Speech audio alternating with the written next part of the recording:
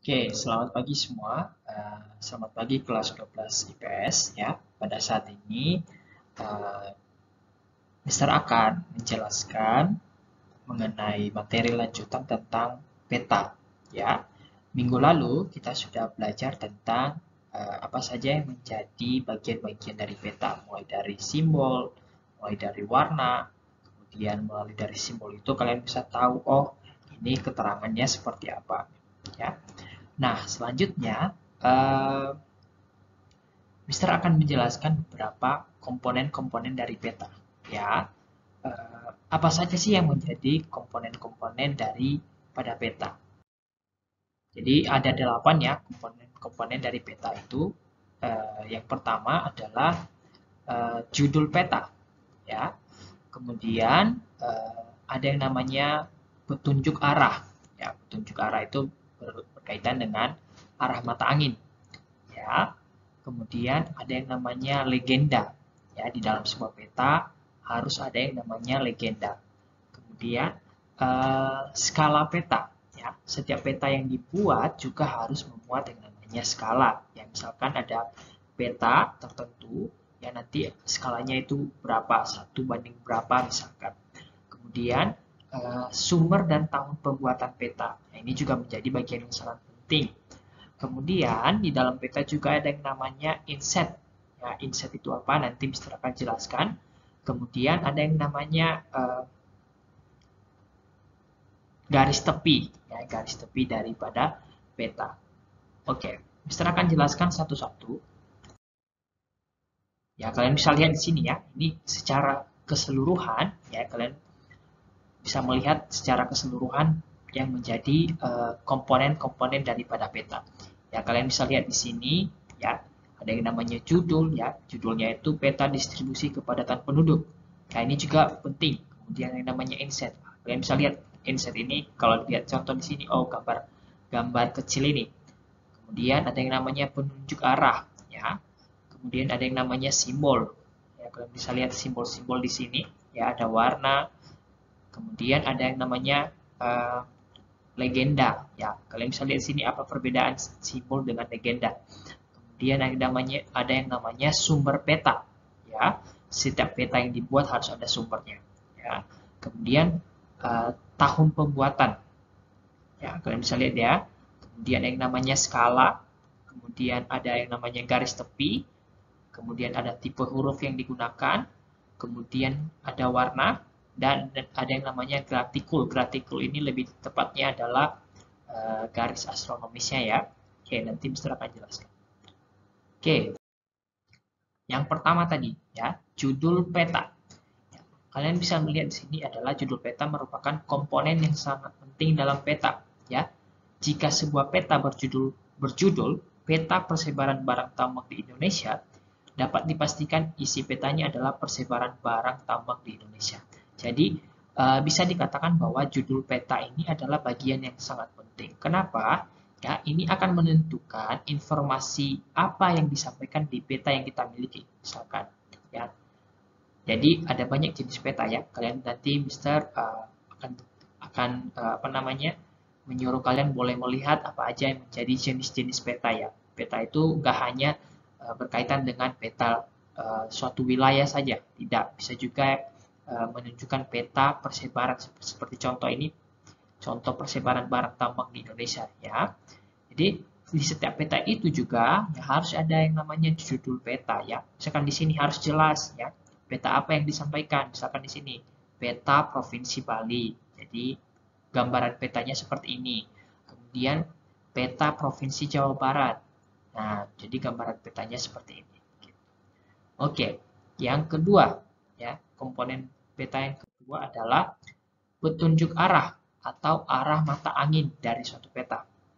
Ya, kalian pasti tahu lah arah mata angin. Arah mata angin itu apa aja ya? Utara, selatan, barat daya, barat, timur, begitu ya. Bisa lihat di sini, arah mata angin atau disebut juga orientasi ya, dibuat untuk mengetahui arah utara, selatan, barat maupun timur dalam peta ya. Dan biasanya apa namanya arah mata angin dari satu peta itu menunjukkan arah mata angin utara. Ya, kalian bisa lihat di sini. Ya, ini contohnya ya di bagian utara. Ya, contoh utara ditempatkan di bagian atas sebelah kiri peta utama. Begitu. Kemudian komponen peta yang ketiga adalah legenda. Ya, minggu lalu kalian sudah belajar tentang warna pada peta, kemudian simbol pada peta. Ya, kalian sudah tahu. Ya, jadi kumpulan-kumpulan dari warna pada peta tersebut ataupun kumpulan-kumpulan daripada simbol tersebut disebut dengan legenda, ya, disatukan di dalam satu legenda. Kalian lihat di sini. Ya, informasi legenda. Legenda itu merupakan informasi yang disampaikan oleh peta, berguna untuk menjelaskan simbol-simbol yang terdapat dalam peta. Ya, kalian bisa lihat di sini, simbol berwarna merah menunjukkan jalan utama, kemudian lingkaran merah ini menunjukkan kecamatan, kemudian kota ya, bentuk persegi ini menunjukkan ibu kota, begitu. Jadi di dalam sebuah peta harus ada yang namanya legenda, ya, di mana legenda-legenda tersebut terdiri dari simbol-simbol, begitu. Oke, selanjutnya yang keempat ada yang namanya skala. Nah, ini juga menjadi bagian yang sangat penting. Artinya di dalam sebuah peta yang kita buat misalkan, ya, harus dibuat skalanya. Ya, skalanya itu berapa gitu. Ya, misalkan di sini skala 1:320.000. Ya, kalian bisa lihat di sini skalanya. Ini adalah contoh peta perakiraan daerah potensi banjir Januari 2008 di Daerah Istimewa Yogyakarta. Ya, kalian bisa lihat pengertiannya di sini. Skala adalah perbandingan antara jarak pada peta dengan jarak yang sebenarnya di permukaan bumi. Ya, ada beberapa cara untuk menyajikan skala. Ya, ini juga menjadi jenis-jenis skala, ya. Itu ada kemudian skala verbal dan juga skala dalam bentuk garis atau batang. Kalian bisa lihat di contoh yang Mister berikan ini contoh skala batang, ya, skala garis. Gitu. Oke, selanjutnya komponen yang kelima adalah sumber dan tahun pembuatan peta. Nah, kenapa ini penting? Karena semua peta yang ada ya harus bisa dipertanggungjawabkan. Ya, kita nggak bisa asal buat peta gitu, ya. Kan biasanya peta ini tujuannya adalah menginformasikan sesuatu informasi yang jelas begitu. Jadi kalau misalnya ada peta tanpa sumber dan tahun pembuatannya, maka peta tersebut bisa dikatakan bukan peta yang benar begitu. Ya, kalian bisa melihat keterangan di sini, ya. Peta dibuat oleh perseorangan atau lembaga berguna untuk mengetahui asal peta tersebut diperoleh sehingga ada kepastian bahwa peta tersebut bukan peta fiktif. Ya, lembaga yang biasanya menerbitkan peta adalah Bakor Sultanal, ya, Jawatan Topografi. Ini contoh-contoh ya lembaga yang menerbitkan peta ya di Indonesia. Kemudian ada yang namanya Badan Pertanahan Nasional. Ya. Kemudian tahun pembuatan pada peta juga menjadi penting, ya, karena biar kita bisa tahu bahwa peta ini terbaru atau tidak gitu. Ya. Misalkan peta yang dibuat tahun 2000 pasti lebih dibanding tahun peta yang dibuat tahun 2020 misalkan, maka tahun yang 2020 akan lebih lebih terbaru dibanding peta yang dibuat tahun 2000 misalkan gitu. Oke, selanjutnya yang keenam, ya, ada yang namanya inset. Ya, ini komponen peta yang keenam, ada yang namanya inset. Nah, sebelumnya tadi Mister sudah jelaskan bahwa di awal ada yang namanya gambar kecil. Ya, biasanya di dalam peta itu, ya, misalkan ada peta dalam satu daerah, kemudian di sampingnya itu ada yang namanya gambar kecil, ya, dibuat gambar kecil. Nah, gambar kecil itu biasanya disebut inset, ya. Inset adalah peta berukuran kecil yang disisipkan pada peta utama, ya. Kemudian biasanya diletakkan pada sisi kiri, kanan, atau bawah peta, ya.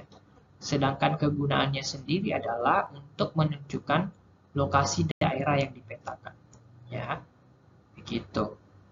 Jadi di dalam kalau misalkan kita membuat peta, ya, ada yang namanya peta utama atau peta keseluruhan, maka Maka dari situ juga kita harus menyisipkan yang namanya inset, ya, peta kecil. Oke. Kemudian di dalam satu peta, ya, ini juga komponen yang berikutnya adalah dalam satu peta ada yang namanya garis astronomis. Ya.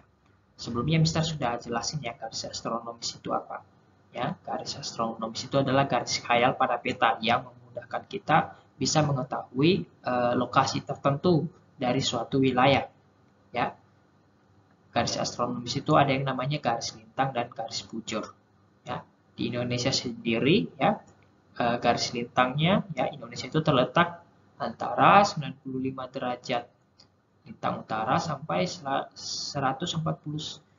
lintang selatan. Gitu. Oke, Mister kembali menampilkan, ya, apa aja yang menjadi komponen peta. Ya, Mister menambahkan bahwa garis astronomis itu sendiri, ya, berdasarkan garis astronomis, ya, di Indonesia sendiri, ya, kita bisa mengetahui bahwa kenapa sih Indonesia itu memiliki 3 zona bagian waktu, ya, zona waktu, ya, ada yang namanya waktu Indonesia Barat, waktu Indonesia bagian tengah, dan waktu Indonesia bagian timur. Ya, dengan adanya informasi tentang garis astronomis yang terdiri dari garis lintang dan garis bujur. Oke, untuk komponen peta yang terakhir ada yang namanya garis tepi peta. Ya, ini juga sangat penting, ya, karena dengan adanya garis tepi peta ini akan membantu kita untuk kita bisa tahu batas-batas dari peta yang akan kita buat, dan juga sekaligus membantu kita agar peta yang kita buat, ya, keberadaannya itu nggak berat sebelah, ya, tepat di tengah-tengah begitu. Ya, makanya garis tepi peta itu juga menjadi bagian yang sangat penting dari peta. Ya, kalian bisa lihat di sini, ya, ada garis tepi, ya. Garis tepi yang dikasih dari contoh ini ada contoh peta, kemudian ada garis tepinya. Oke, jadi demikian dari kedelapan daripada komponen-komponen daripada peta. Ya, sekali lagi Mister ingatkan ada 8 komponen dari peta, mulai dari judul, legenda, sampai ke garis tepi peta.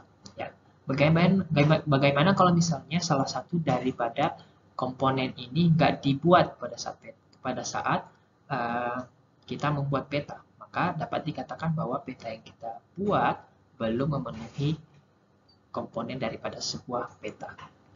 Jadi apa yang menjadi tugas kalian? Ini, ya, seperti yang Mister jelaskan pada pertemuan minggu lalu, ya, pada akhirnya dari pembahasan materi ini, ya, kalian akan membuat peta, ya. Kalau misalnya kalian bertanya, bagaimana cara membuat peta, ya?